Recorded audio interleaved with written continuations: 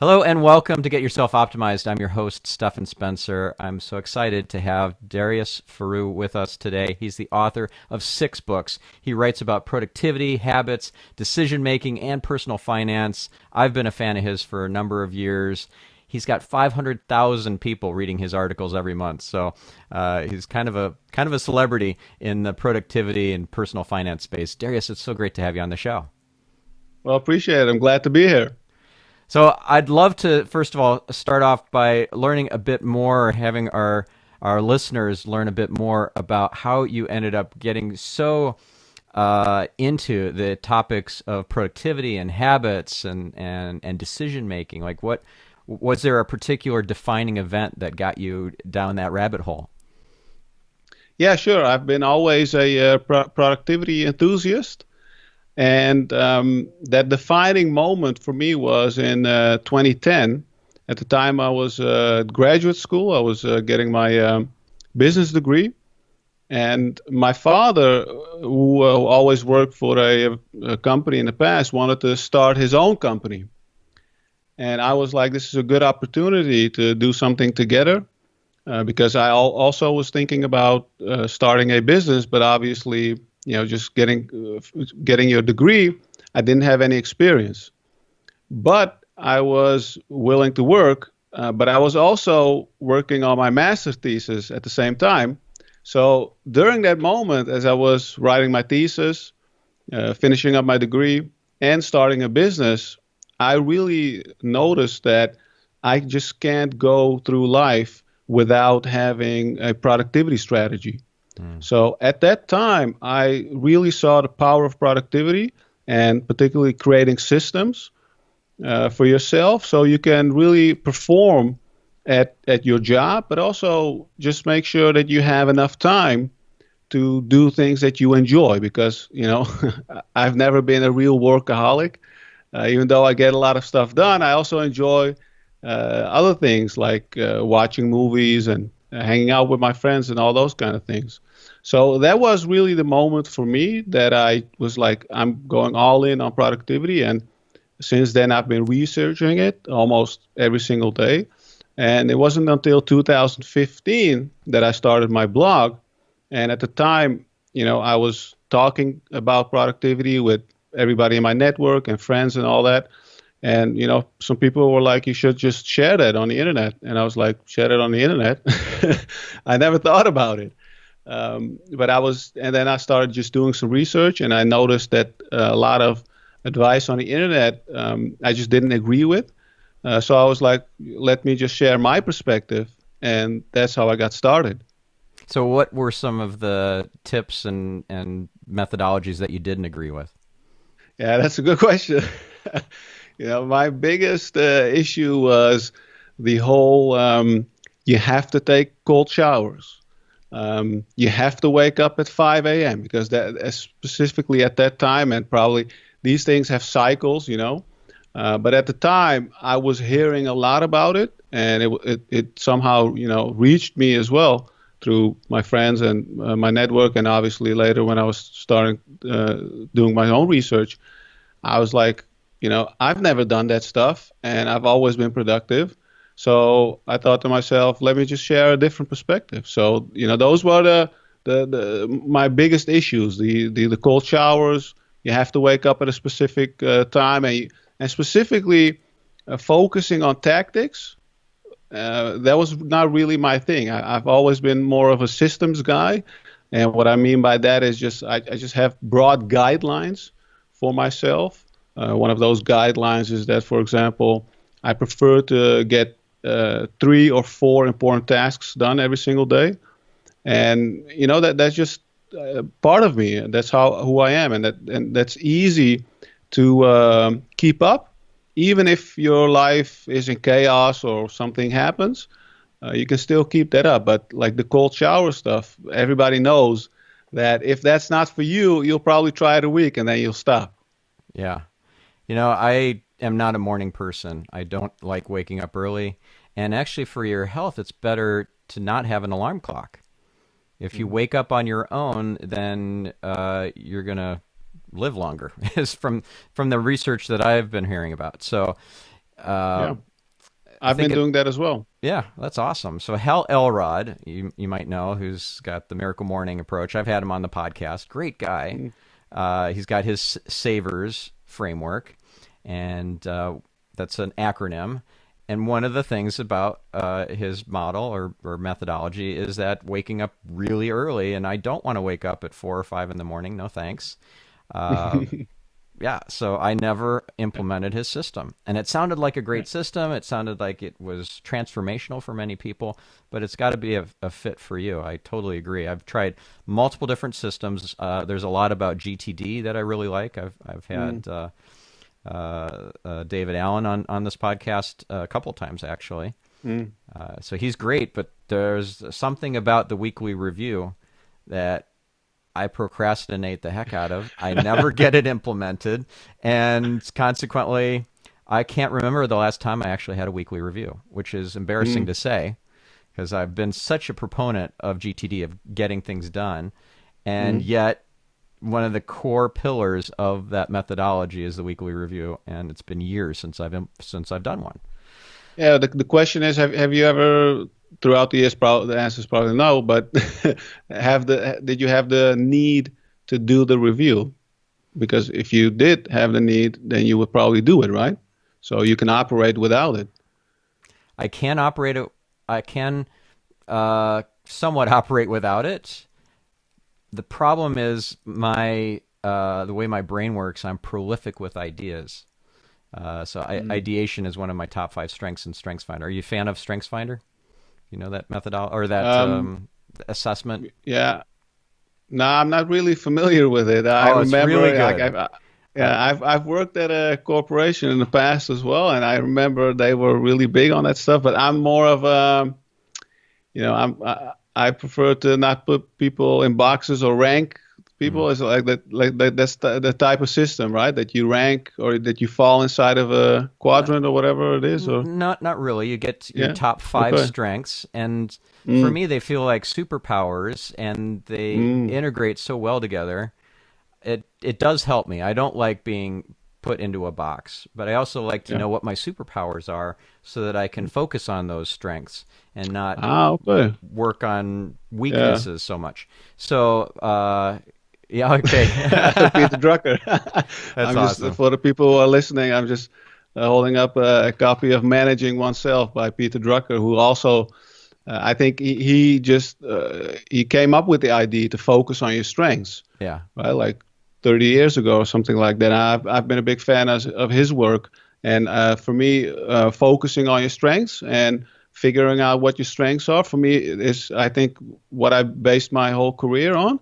And I that's why I do like reviews, because I have that need. I have the drive. Like I feel if I don't do these type of daily and weekly and monthly reviews, like I just feel like I'm not growing and I'm not improving. Yeah. And because that's such an important priority for me, I just automatically do it. So yeah, big fan of focusing on your strengths. Yeah. So this idea of reviewing what you've got ahead of you and reviewing what you've accomplished, this is by many experts considered to be foundational, because you celebrate your successes and your progress. And how do you do that? You have to review what your successes were, and how do you know where you're heading and what sort of outcomes you're after? You've got to sit down and think and figure that out and plan what you're going to be working on for the day, the week, the month. I don't do that. And I think it has to do with the fact that I feel overwhelmed because I'm so prolific with my ideas. I have probably 5,000 items in my Things app. So I use Things by Cultured Code. My team uses Asana and Slack and all that. And I don't use those things. I find them distracting and frustrating, even though they're very helpful for my team. But I use Things, and it's very easy to implement GTD with, and 5,000 next actions is insane. Yeah, that's crazy. It's insane. I probably have 6,000 by now. 5,000 was when I last counted, or tried to figure it out, because they don't put the number there. It's got to be at least 5,000, probably 6. So Yeah. I'll stress myself out trying to do a weekly review. So BJ Fogg, who I'm a big fan of, and we're actually friends. I've got to have him on this podcast. He named this emotion called shine, which is all about the feeling of success. And if you don't feel successful, then you don't want to do the thing. So it breaks the habit, or it never fully establishes the habit. So I'll start off with the new habit, and I'll track it in the Way of Life app on the iPhone. And then I'll have some greens for the different days, and then I'll have a red X, and then I'll be like, there went the feeling of shine. And then I don't get it back, and I don't use the app anymore. So Yeah, exactly. Yeah. I'm sure I'm not alone in this. I'm sure there are listeners who are Yeah. like, yeah, I kind of know how that feels. So what do you tell Yeah. those folks? Well, I'm the same. I don't use those types of apps at all. Like, I don't use any habit trackers. I don't like, probably for different reasons. Well, ultimately, it all comes down to this, right? Uh, are you using it? Most of the things that, in my experience, apps and systems as well, and tips and all these things that we're talking about, are mostly gimmicks, and they sound fun. And when you do them for a couple of days, it's great. But then just life kicks in, and then you just get on with you fall back on your old habits. So it was funny that you mentioned the to-do list or the items and all that. Like, a few years ago, I just stopped using a to-do list. And a while ago, I wrote about it on my blog and on Medium. And you just wouldn't believe how many comments I got from people saying, "What? I just can't live without my to-do list." And I was like, that's exactly why this is an issue. It's like, in my opinion, you should always be able to live and perform without heavily relying on anything. So if something just falls out of your life or system, you should still be able to, perform. So if you really rely on a list to get things done, I see that as a sign of, okay, let's rethink what you are trying to accomplish, right, in your life. Like, I'm a big fan of The One Thing, Gary Keller. Yep. Right. Love that book. Yep. Yeah, that's one of my favorite books, and I think that's such an important strategy, and I've been applying that as well for many years. And if I just look at the way that I organize, I use Trello, so I don't use a to-do list. And the way that I just organize my life and website and all that is that I have my top priorities.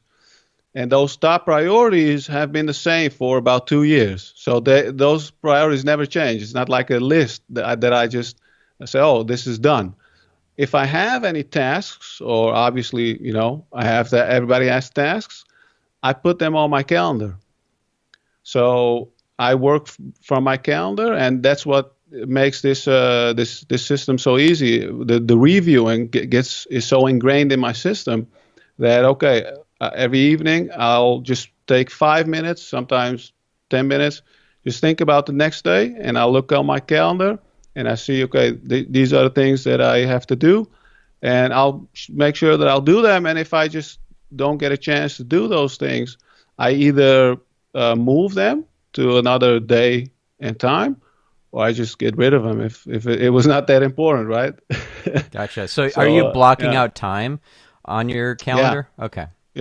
Yeah. I got a big article on time blocking as well on my website, and this is a strategy. I remember I was doing this in high school, and at the time I didn't know what it was, but I would just study in blocks. And I grew up in the Netherlands, and football or soccer is pretty big here, and I blocked my time when I was studying in 45-minute blocks, because that's a half in these games, right? So I would imagine myself playing a soccer game, but instead I was studying. So I would study for 45 minutes, blocked it on my calendar. Then I would take a 15-minute break, and I would just go at it again for 45 minutes. And then after that, I would play another match if I wanted, or if I was done for the day, I was done. So, I've been doing this for so long, and it's been so fruitful that I just kept it up, and you just fill it in different ways. Like, for example, if you want to write a book, you can simply use the same strategy. Just block time, work on the book, take a break, and then just go at it again. So you didn't know about the Pomodoro technique back when you were doing the 45 minutes and 15 minutes, did you? At the time, I didn't know it was called the Pomodoro method. And Yeah. later on, I learned about it, and I was like, whoa, I've been doing this for years, right? That's amazing. Yeah. What Yeah, it was foresight. funny. Very- Yeah, but the Pomodoro method, for the last several years, I've been doing the Pomodoro, and I like those 25-minute blocks of work. But yeah, that's basically what I've been doing. So are you now doing 25-minute blocks, or are you still Yeah. doing? Okay. And that's Yeah, because of the Pomodoro method. Yeah. It says that it should be 25 minutes, which is curious Yeah. that it's 25 minutes because apparently I've had Will Henschel on this podcast talking about attention and flow states, and he's got this technology called Focus at Will, allows you to get into a flow state for a longer period of time than the 25 minutes.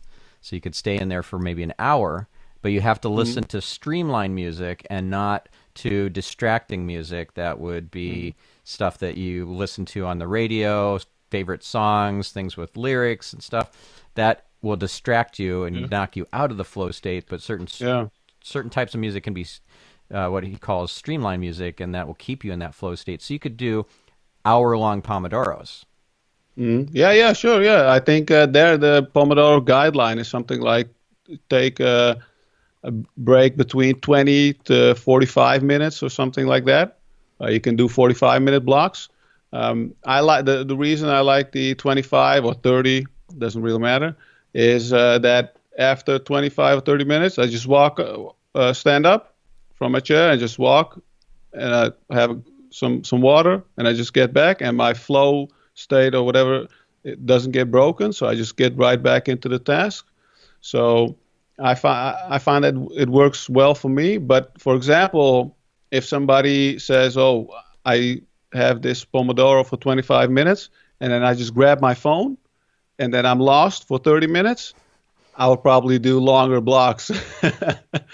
Right. But like I'm not that my phone is not a really big distraction for me. I don't have any notifications on or whatever. So like for me those 25 minutes work really well.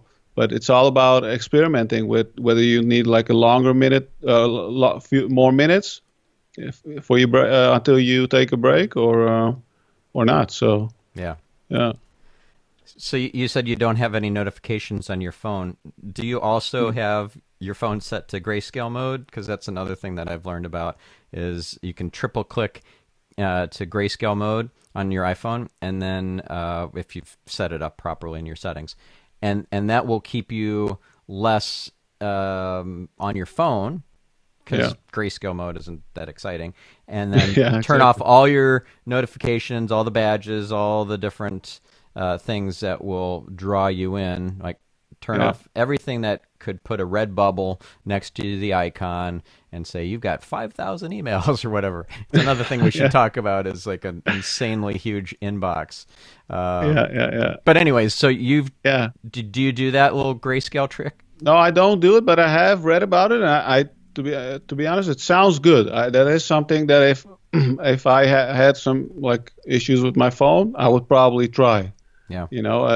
I like these type of systems and just ways to like almost trick yourself into avoiding certain behavior or adopting certain behavior. It just reminds me of the whole thing that a lot of people do is they get their gym clothes ready the evening before, right?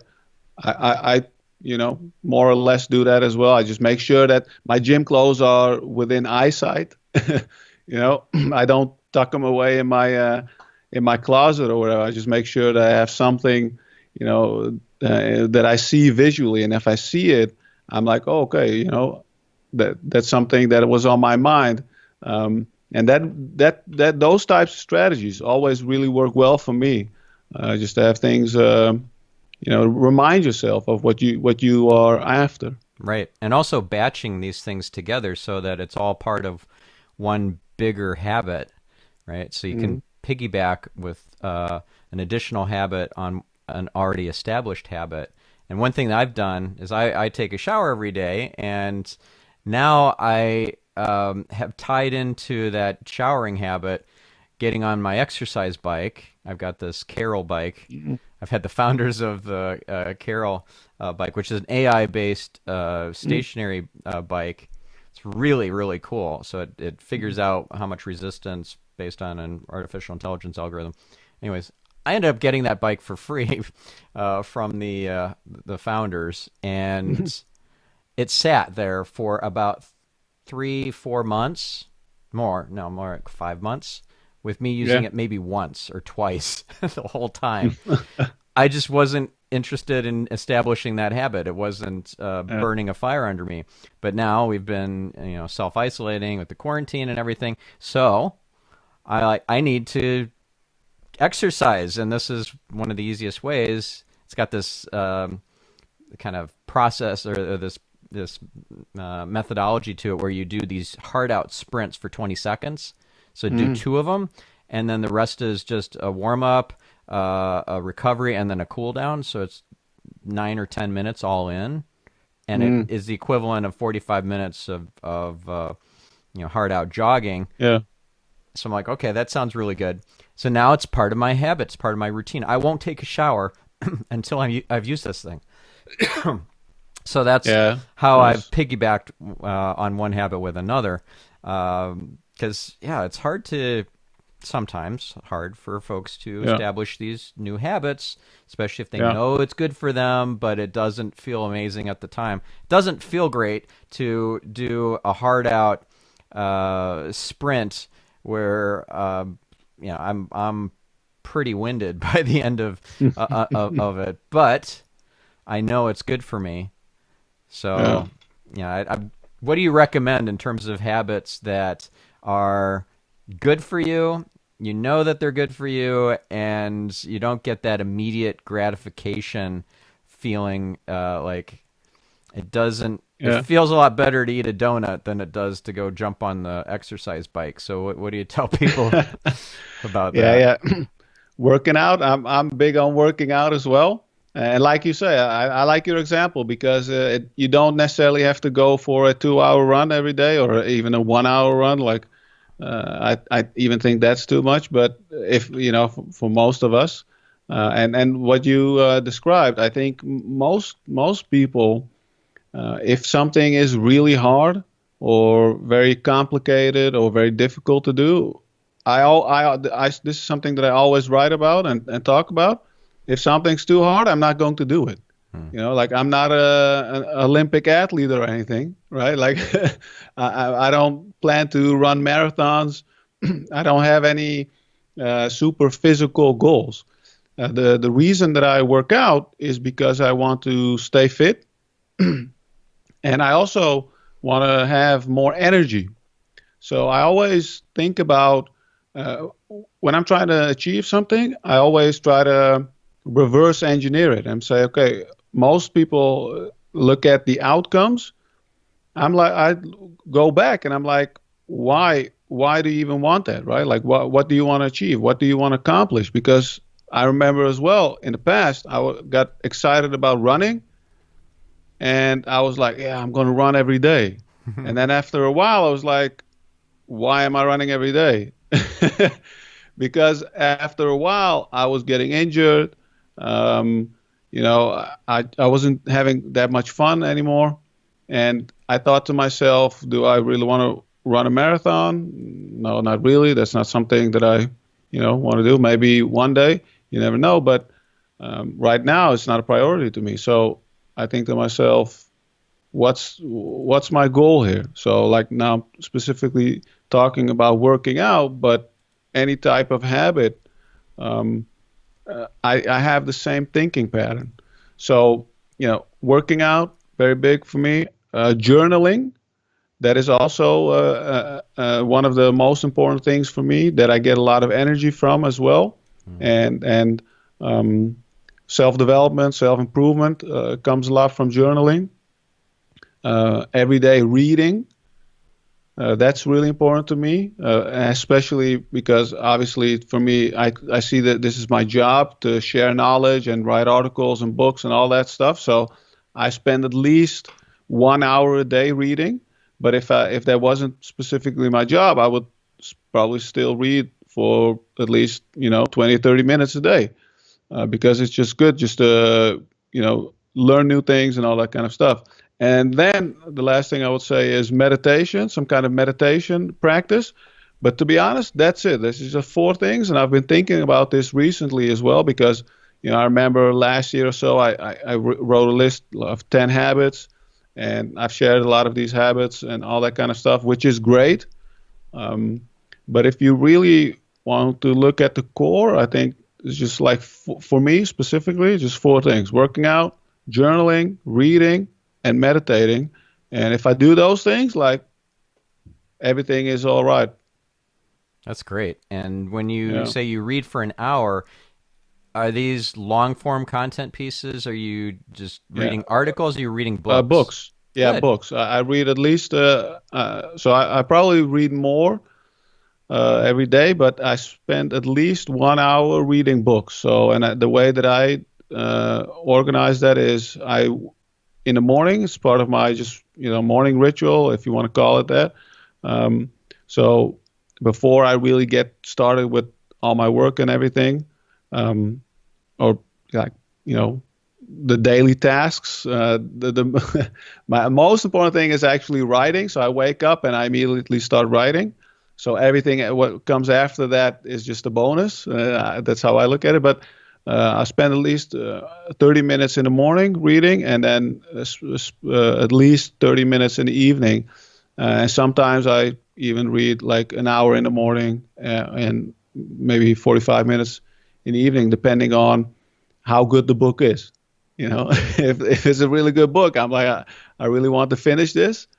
So, and then outside of that, I, read some articles throughout the day, and maybe some like because I write about personal finance and investing as well. So I tend to read the Wall Street Journal a little bit, even though that's not that important, but just staying on top of the news, what's going on. But I don't spend too much time on those types of reading. More books. Gotcha. Yeah, you don't get your stock tips from the Wall Street Journal. No, then it's probably already too late. Yeah, right. Okay, so you're reading split into 2 segments, in the morning and the evening. Do you have maybe the morning as a kind of nonfiction time, and then you have the evening being fiction reading, or is it just continuing with the same book in those 2 time slots? How does that work? Yeah, most of the time I spend the morning reading nonfiction, and specifically more how-to books. So, for example, I always want to read about writing. So I always make sure to have writing books, whether that's just academic writing, journalism, copywriting, doesn't matter for me. Like, I read all those different types of books because for me, that's my, this is my job, this is my craft. So I always want to be reading about writing as well. What's your favorite book about writing? My all-time favorite book is On Writing Well by Zinsser. Okay. Yeah, that's I think if you just want to read one book about nonfiction writing, that book will probably teach you like 80% of what you need to know. Okay. I've heard a lot of good things about Bird by Bird. Have you? Have you read that one? I've read that as well. Yeah. That's more strategic and just the mindset and all that kind of stuff, and I enjoyed that as well. Mm-hmm. But like, I'm more of I just want to have somebody tell me do this and don't do that, right? Like, very straightforward. And William Zinsser was really good at that. So that's a really good book. But in the morning I'll read those types of books, or I'll read investing books. Probably probably it's becoming my favorite investing book. Peter Lynch. Uh, I think it's called, what's it called? Beating the Street. Okay. Yeah, at least he has two books. Anyways, both of them are great. But his first book, if you want to get into just picking stock picking, that's great. Um, but yeah, so I read those types of or business books, online business, you name it, right? Like those types of books in the morning, and in the evening, I haven't been reading that much fiction lately. But I read biographies or just easy to read books that I don't have to highlight Okay. because I highlight a lot and take notes and all that kind of stuff when I'm actively reading. But in the evening, if you're laying in bed, you're like, do I really want to lay in bed with a highlighter and a pen? In that case, in the evening, I'll just grab my Kindle and I can still highlight, but I could just relax a little bit more and just read without actively thinking and processing. Because as I'm reading in the morning, I often also come up with ideas for articles or how I can apply it to my craft or how I can apply it to my business, right? Then I just want to take notes and sometimes even I have this as well. I don't know if you have this when you're reading a book, then you're reading, for example, a business book or whatever, and you read one ID, and maybe you're 5 minutes in, and then like, oh, I need to work on this, right? So I try to avoid that in the evening. Yeah, that makes sense. And how are you taking notes? Are you using like a Remarkable tablet or an iPad or just a notepad where you're, pen on paper? Yeah, so I have a whole system for taking notes. But, most people don't have to go that too far, but And I you have an always article on that, I guess? yeah, I do. Okay, what's the article title? I'm going to put all these article links into the show notes, of course. What's that article called? I have one article on how to retain more from what you read. Okay. I think that's the full title or maybe part of the title, but Okay. I apply this strategy. So I always start with highlighting. And so I read with a highlighter, and obviously I'm reading paperback books, highlighter and a pen. So if I have an idea or a thought, or maybe I agree or I disagree or whatever with a sentence or an idea, I'll just write it in the margins. And then I'll just go through the book, and I don't want to stop and, for example, go to Evernote or go to my notebook and make notes, because if I do that, then it'll probably take me a month or so to read the book. And my thing is, when I really get in the book, no matter whether it's 200 or 300 pages, I always I can get this done in a week, So if I want to finish the book and consume the whole thing within a week, I just want to go through the book once. Now, when I finish the book, I'll go back to my highlights and I just go through the book quickly. Not well, I'm saying quickly, like in 30 minutes. Well, I'll just read the highlights and all that, and then I'll start writing about the book in my own words. And I do this in Evernote, or I do this in my notebook. Now, the goal of this process is not necessarily to use those notes later, but it's for me to just internalize knowledge. And my experience as a teacher is that if you learn content, or if you read a book with the intention to teach it to somebody else later on, you'll retain much more of the information than if you just passively read the book. Yeah, well, that actually applies to everything, and I use that kind of factoid when I present on stage. I explain at the beginning, like, if you listen with the intention to teach what I'm going to teach you to others, like, think of put somebody in your mind who would benefit from the SEO skills and techniques that you're about to learn.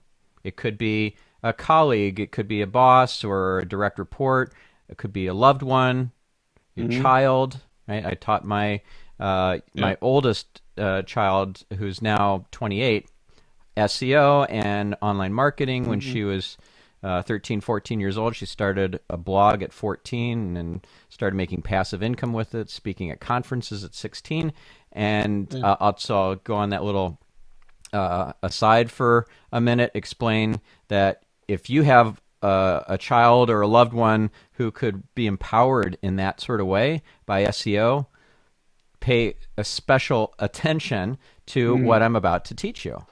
And the retention rates go way up. I said it's maybe 30-some% without that intention, but could be 90% if you have that intention to teach it to others. Really powerful. Yeah, it's so important. I think, if once you start applying this consistently to your life, to like you say, everything that you learn, doesn't matter what it is, if it's a book or podcast, audio book, a presentation, a video course.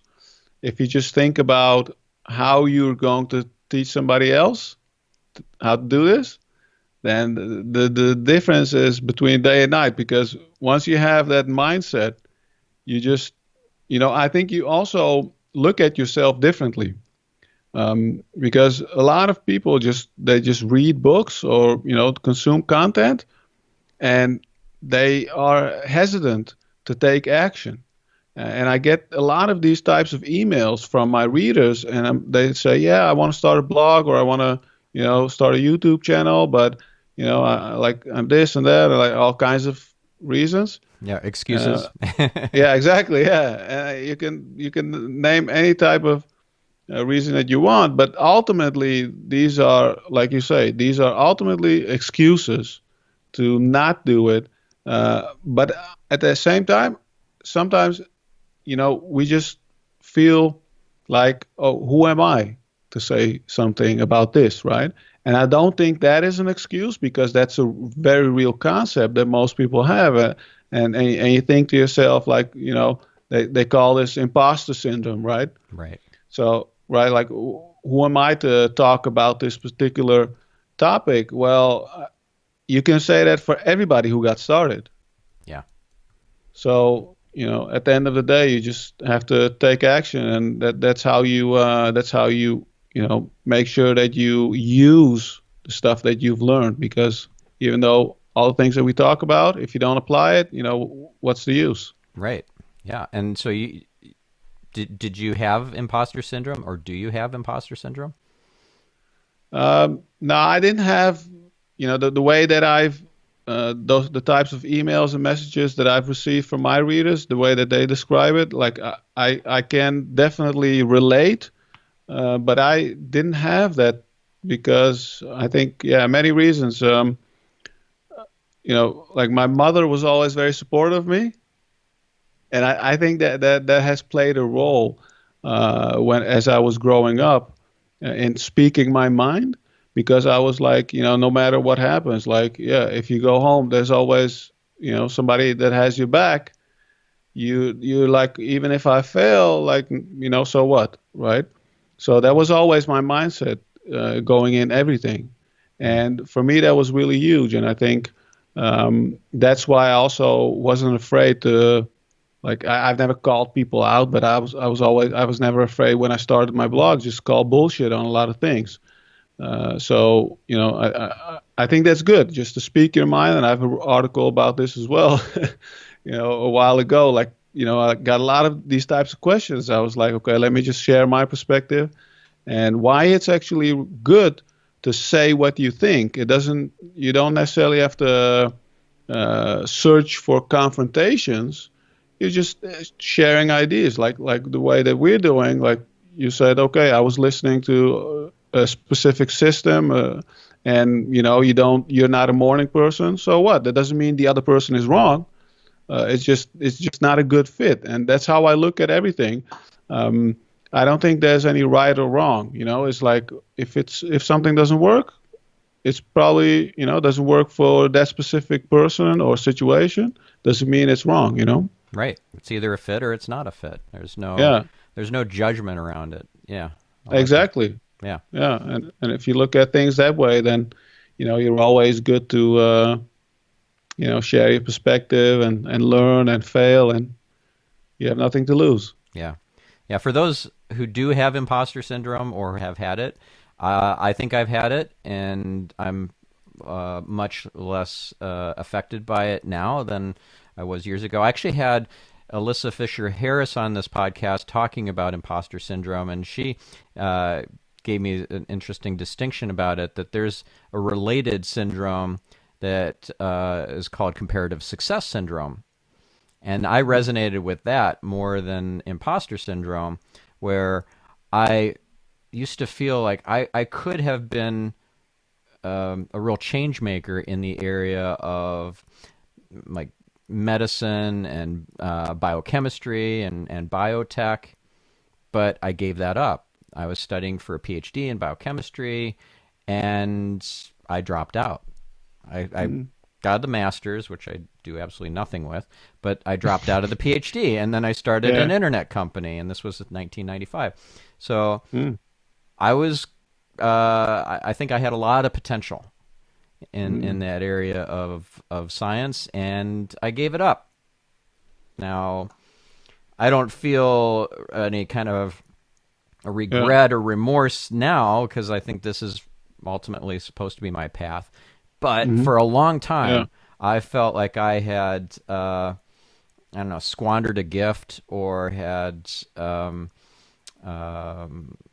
taken the easy way out, sort of thing. Like, go after the money because everybody's making money with the internet. And was that the reason that you quit, or was there a different reason that you? No, it's a combination of things.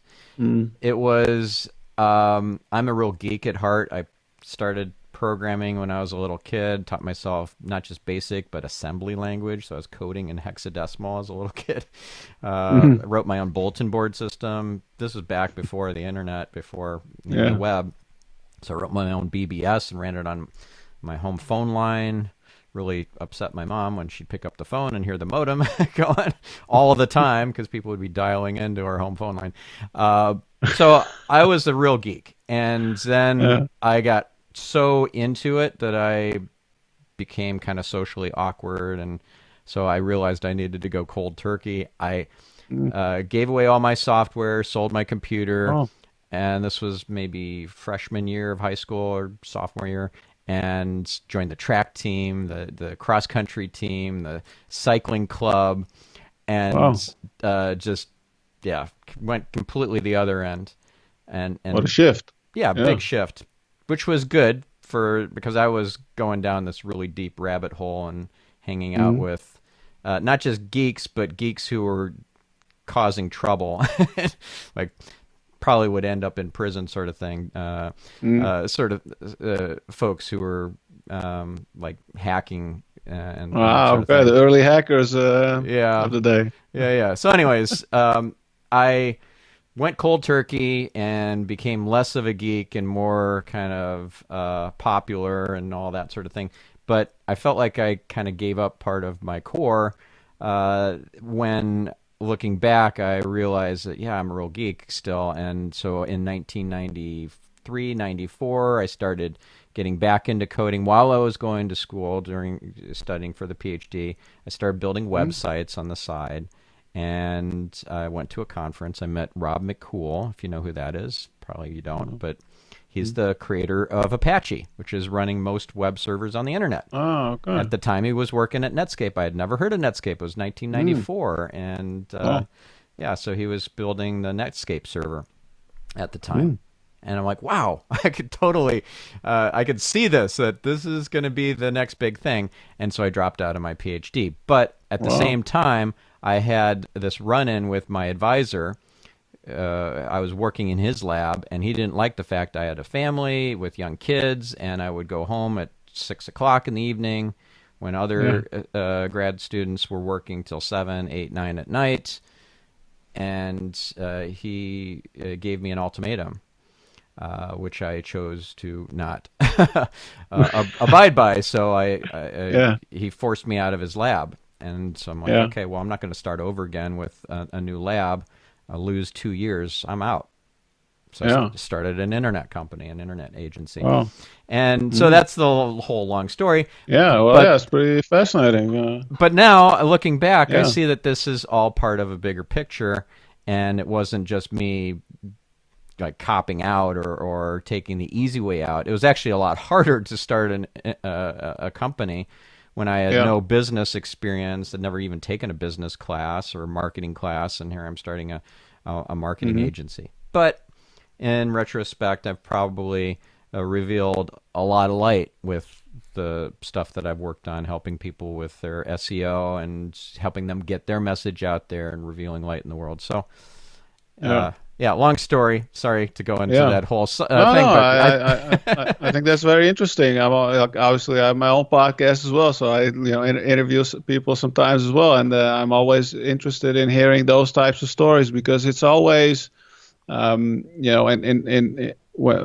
almost everyone who has these types of ventures or sharing stuff on the internet has a backstory, and for me, what I've noticed for most people is that it's never like we talked about it in the beginning, like you were asking me like what was that moment for you that changed certain things, but there are often a lot of different factors that come into play, and when they combine, then you get great things. Yeah. And that's how most of us just operate in life and make our life decisions, not just because one specific reason, or I want to make a lot of money, but there are a lot of different things that are important to most people. And for me, if I look back on why I pursued this specific career as an author and blogger and online teacher, I think to myself, for me, one of the most important things was to have more freedom, and also do something that I truly enjoy, which is just learning and translating knowledge into simple directives. And that's if I look at the core of what I do is I think that's all I do. I just read a lot of books, and I just consume a lot of knowledge. I try to connect the dots, and I present it. Like, here it is. Here's what you can do with it, right? Yeah. And by the way, I forgot to ask you earlier about the book reading. Do you prefer physical copies or reading on Kindle or some other device? So when I read in the morning, or if I read it throughout the day and I make notes, physical. In the evening, I specifically for the last year, I really like my Kindle, and I have the the latest Kindle, the can't remember what it's called, but the more expensive one, the with a very good screen, with almost a high def screen, which has been for me massive because that just basically resembles a book. Like I've had the older Kindle Paperwhites and all that. I didn't really enjoy them because they felt like plastic and the screen wasn't that great, and I never felt really comfortable. I'd never had a really good experience reading, and I was like, I read so much, let me just invest in this better device, and it didn't disappoint. Yeah. Okay. So that made a big difference for you because definitely don't like the Kindle Paperwhite. It sits as a paperweight in one of my drawers. I haven't taken it out for months, probably no years. Yeah, and I have like Kindle I have Kindle books that I bought that are just sitting there collecting virtual dust because I don't enjoy reading off of that thing. Now the Remarkable tablet, that I really enjoy, but I don't use it to read more as I use it to write on, because I'm a handwriting kind of guy. I much prefer to handwrite, and it uses a different part of your brain. It engages your brain more fully when you're taking notes by hand, and so I just love that thing. Anytime I'm at a conference, I'm using it's right here. I take all my notes on this thing, and even if I'm here at home, and I'm, let's say, participating in a Zoom training or whatever, I'm going to use the Remarkable tablet. So have you tried that tablet? Oh, no, I'm so attached to this guy here, my moleskins. Yeah. Okay. I just have it with me everywhere I go, and I like you say, I feel the same of the feeling that you get when you put, when you write and when you use your hands that specific way. And what I really enjoy is like my evening journaling. I just sit down at my desk and no computer or anything, turn everything off. Maybe just listen to some music if you want, if I want. But you just sit down and just take notes, and that's it. And so simple. It's timeless, and it just feels good. And for me, like the moleskin is really big, and also for me, the pen is also has been very important to me. This is a Uniball Signo, and this is a gel pen. And I've tried a lot of pens, and these pens cost like a few dollars. And I always buy them in bulk from Amazon. But like the whole feeling that you get with this combination is just like it sounds nice as well. It's like weird to say, but when you just write, it just has a really nice sound of ink. Like I really enjoy the process. Yeah, that's cool. And do you end up digitizing any of your writings that you're taking in the Moleskine? Yeah, I've done that as well in the past, and every now and then I just get this whole thing like, oh, I need to take snapshots with my Evernote app, and I like Evernote because obviously it translates handwriting. You can search your handwriting, but in recent years I haven't done that often. Only if I make very specific, like let's say if I'm writing out my strategy for the website or whatever it is. Something very specific that I want to access, then I'll take a picture. But I've tried it. Like I think this falls into the bucket of, you'll try it for some time with the habits, and then after a while you just quit. And I've learned that it wasn't really something that I needed, so that's why I stopped doing it. Yeah. So most of the writing that you do, just journaling and the thinking time, which is such an important concept. I learned that from Keith Cunningham. Is schedule thinking time, and he even has a thinking chair where he'll only sit in that when he's doing his thinking time. It's so brilliant. Yeah, I like that. Yeah. But I like those things. Yeah. Yeah. So this pen I would use for years and years. Do you know what that is? That this is an Echo LiveScribe pen. Okay. Echo makes multiple types of these pens, but they will record your handwriting in you just use paper notebooks, but you have to use a special kind that has these tiny little dots that the little scanner here at the end of the tip will pick up. So it will digitize your handwriting as you're writing it. And so I would use this all the time for note taking. But then I graduated to the Remarkable tablet because it has that really nice feel to it. Like the stylus has a felt tip to it, which eventually wears out and then you replace it. It just feels really good to write with this felt type of a stylus. And you can have these different modes, like a pencil mode or ballpoint pen mode or a marker mode and so forth. It really feels almost like the real thing. So that's really important. Yeah, I love that. But it doesn't have the sound that you described. I do like that sound. I think that's part of the whole experience. Yeah.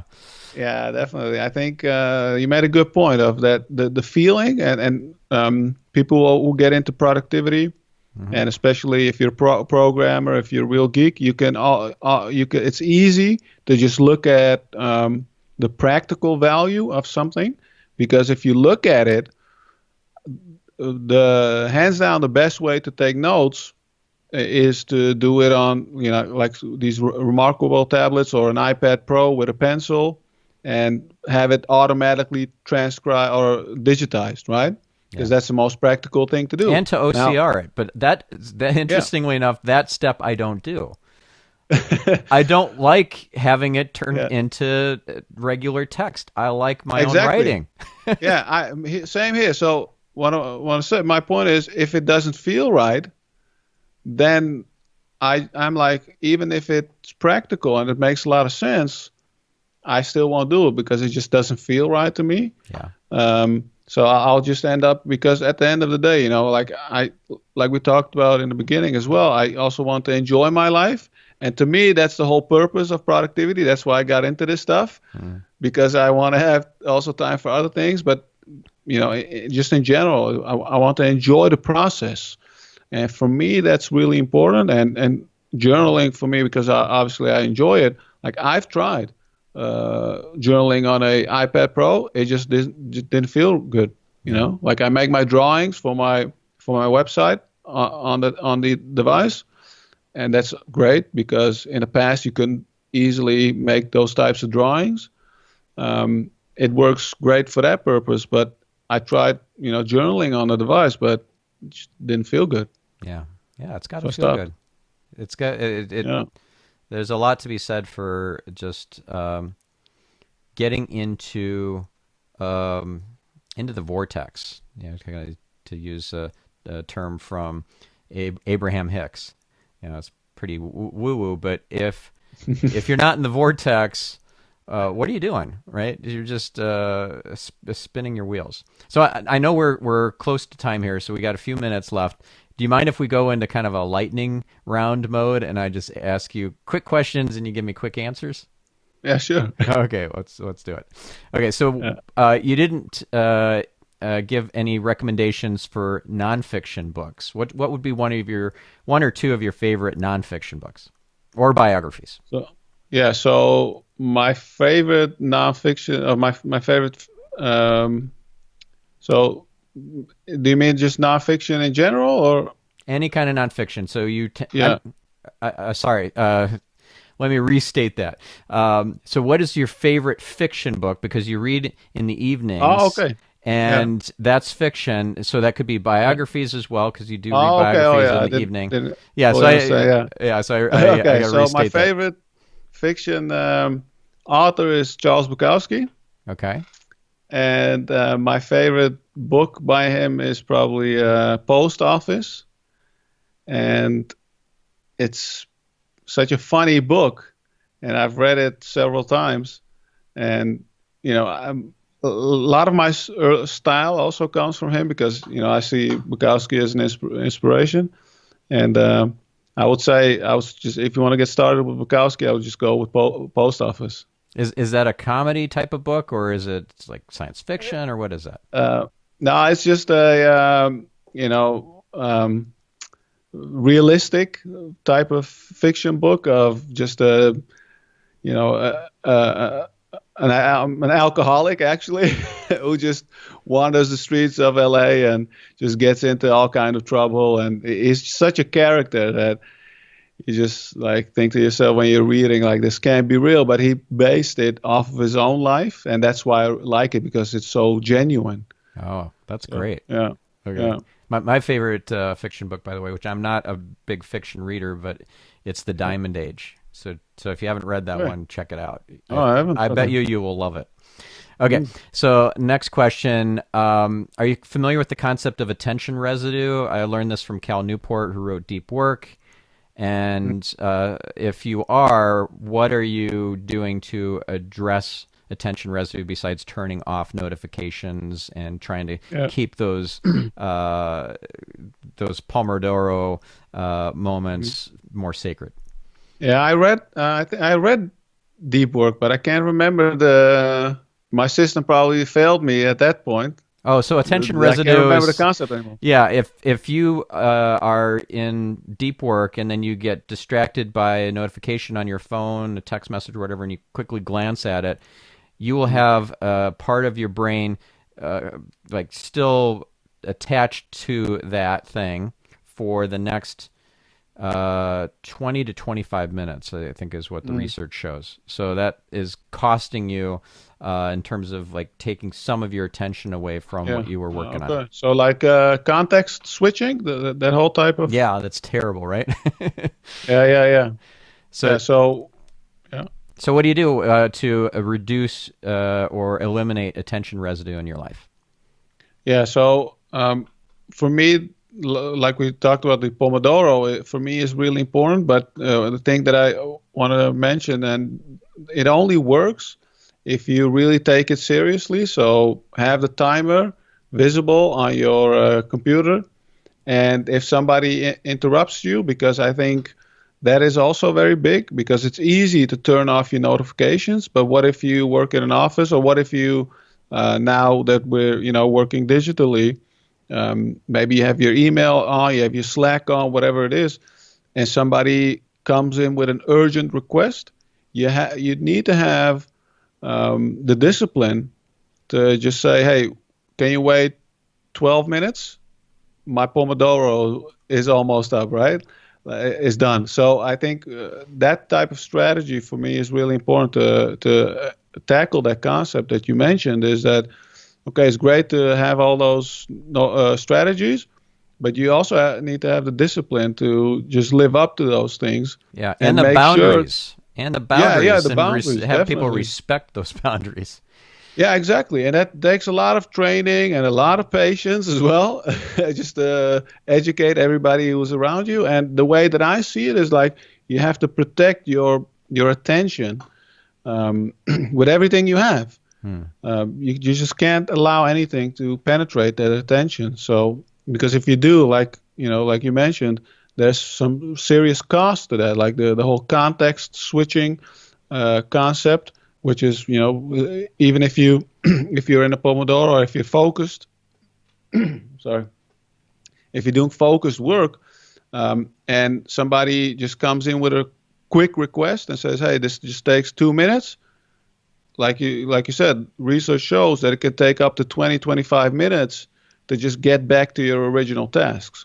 So, that adds up very quickly. Yeah. Okay. Last question. What's your favorite productivity book other than your own books? Favorite productivity book and favorite productivity author?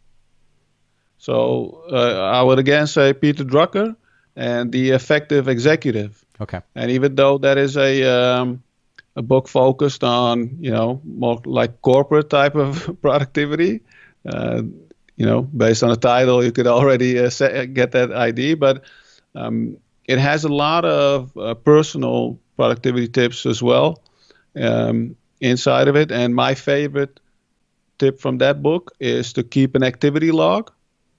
And Peter Drucker would recommend that to every client that he would start working with. He would just tell them, hey, keep an activity log for just 2 weeks, and after that, we'll talk.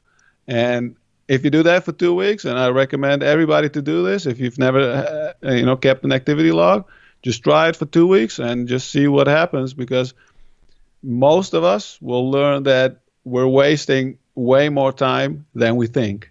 Yeah, I'm sure I'm wasting some time. They say don't minor in the majors and major in the minors, and I tend to do that sometimes, and it's a struggle for me. So the activity log can be very helpful. Yeah, I'm gonna do that. I'm gonna start recording. I have rescue time installed, but that's different. Oh, okay. Yeah, I need to. And it's in the background. If I never check it, what's the whole point, right? I have no idea what I'm even spending my time on, what apps and things, if I don't go into the rescue time reporting and see where the hours and days went. When I just do the activity log, I just keep like a legal pad or whatever, like something that's open. I'll just leave it on my desk, and then I'll just leave it there so I can see it again.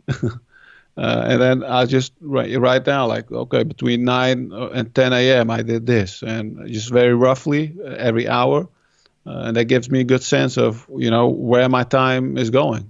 Oh, that's great. And do you do that every day, or are you just doing it in like maybe for 2 weeks just to kind of do Yeah, a exactly. check-in for yourself. I recommend doing that for 2 weeks because, again, this is one of those things. I don't know people who can, keep it up for years. There are people who claim they have been doing it. I don't know if that's true, but for me, it doesn't work anyway. But also in the advice of Peter Drucker, like, the whole purpose of this thing is to see it as like an assessment of yourself. And again, you don't want to rely too much on tools. So what I do is if I notice that I'm very unproductive and I get frustrated, for example, and I say, oh, I want to accomplish this and I want to do this. And then like after a while, I notice I'm, not doing anything. And then I think to myself, okay, now is a good time to, keep an activity log and be, very serious about it. And then in a week, even if you do it a week, it's better than zero, right? So after a week, you just look at it, see if you can learn something from it. And my goal is always I want to eliminate time-wasting activities. So to be honest, as an example, I did this exercise, I think a few months ago, but quite recently this year, and I noticed that I was just spending too much time researching like social media stuff because I was like, oh, okay, I'm not, I don't do anything with it for my website. And I was like, yeah, I need to research. And then I was spending like an hour, sometimes even more every single day just browsing other people's social media. And I was like, what's the use of this? So I just stopped and I just got rid of all of those apps again. Because that's my whole strategy as well. If it's distracting you, just get rid of it until you really need it. So you actually deleted those apps from your phone. Yeah, I just deleted it from my phone, and like everything is great and nothing is different, and my website's still doing well, so it's not the end of the world. Yeah, awesome. Well, there's so many people now who are working remotely, and they need to be able to manage their time and the distractions and all that much more so than even when they were working at an office. So I know you have a course that you just launched about remote working called Work First. Do you want to say a little bit about that and give the URL for folks to check that out? Yeah, definitely. So, when this whole when the pandemic started hitting Europe and later America, a lot of my readers wrote to me and said, "Hey, what are your ideas? What are your strategies for this?" And I've been working from home full time since 2015.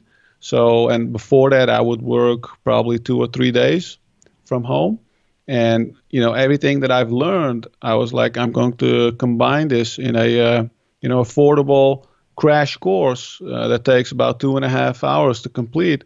And I worked on the content for about a month or so, and then last week I launched it on my website, and very pleased to see the responses. And again, the stuff that we talked about, I focus a lot on strategies and systems and all that thing to make working from home easier for you, because like you said, there are a lot of distractions and it can be quite difficult. So the whole purpose is to make working from home easy, because if you don't work on it, it can be very tricky to work from home. Yeah. Very good. So if folks wanted to check that out, and if they wanted to read some of your articles and follow you on your various social channels and all that, what's the primary URL that they would start with?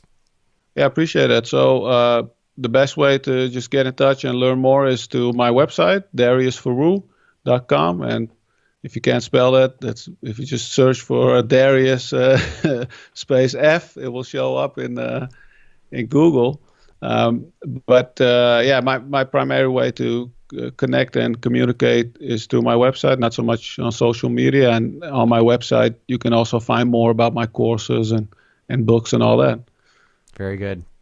You should try and rank number one for just the name Darius. That would be pretty cool. Yeah, well, I haven't checked it in a while. I don't know. I probably it's probably Yeah, not I because, just checked. You're not number one. yeah, no, it's probably the ancient emperor. Yeah, right, the Persian king. Yep. Yeah, it was difficult to beat that. Well, actually, who's beating him now is Darius from League of Legends, which I haven't played, but there's a character called Darius in League of Legends that's outdoing Darius the Great from Persia. I'll need to check out your courses to see how I can rank number one for Darius. Yeah, right. Okay, so thank you so much, and thanks for going a little bit over with time. This was just a fun and fabulous, information-packed, wisdom-packed interview episode, and I really hope that our listeners take some massive action from this, because there is so much more that they could do in the world and be and have if they just focus and apply themselves in a way that still is fun and kind of just aligned with their mission. So thank you so much, Darius. Yeah, well, thanks for having me. I gotta say, I really enjoyed talking to you, Stefan.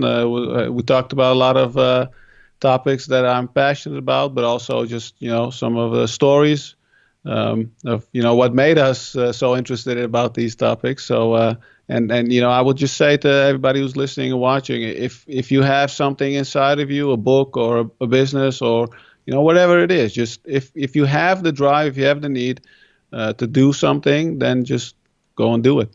Yeah. Awesome. Thank you, Darius. Thank you, listeners. We'll catch you in the next episode of Get Yourself Optimized. I'm your host, Stefan Spencer, signing off.